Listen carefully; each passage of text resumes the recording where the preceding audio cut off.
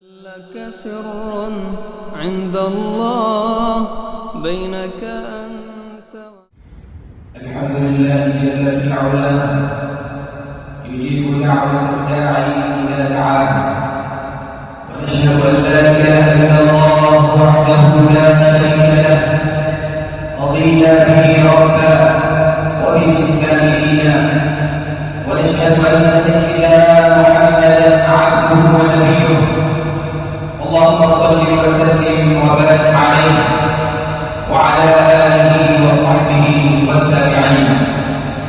أما بعد، فأوصيكم عباد الله ونفسي بتقوى الله.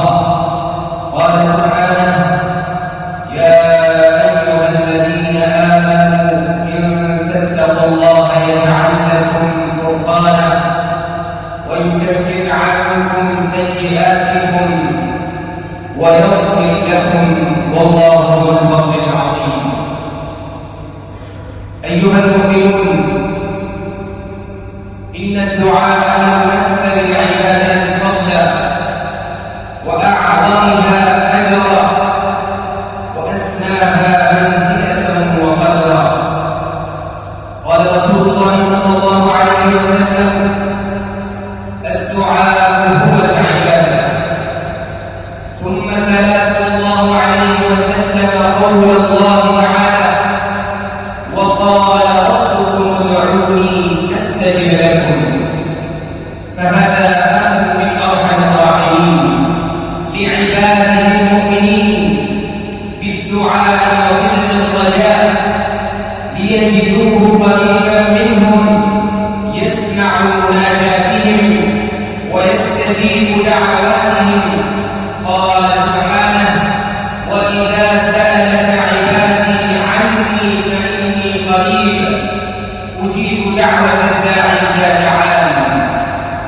ولقد كان الدعاء ملاذ النبيين وعدة المرسلين، فما من نبي إلا دعا الله وتضرع إليه. قال تعالى عن نوح عليه السلام: ولقد نادانا نوح فلنعم المجيبون ونجيناه وأهله من الكرب العظيم.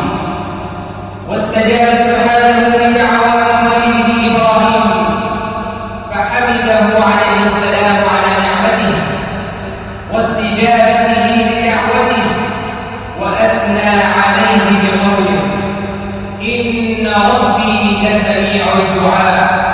سبحانه سمع دعاء يونس عليه السلام من بطن الحوت في لجة البحر وظلمة الليل. قال تعالى: فاستجبنا له ونجيناه من الغم وكذلك ننجي المؤمنين. وأجاب سبحانه دعوة زكريا عليه السلام. قال تعالى: وزكريا إذ نادى ربه رب لا تذرني فردا وأنت خير الوارثين. فاستجبنا له ووهبنا له يحيى وأصلحنا له زوجه.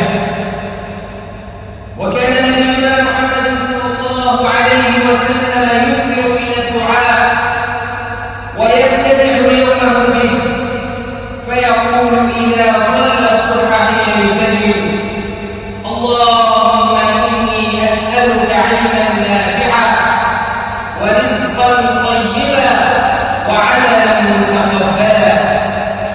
فاللهم اجعلنا بنبيك مقتدين وإليك بالدعاء متوجهين، واستجب دعواتنا يا رب العالمين. ووفقنا اللهم لطاعتك وطاعة رسولك محمد صلى الله عليه وسلم وطاعة من أمرتنا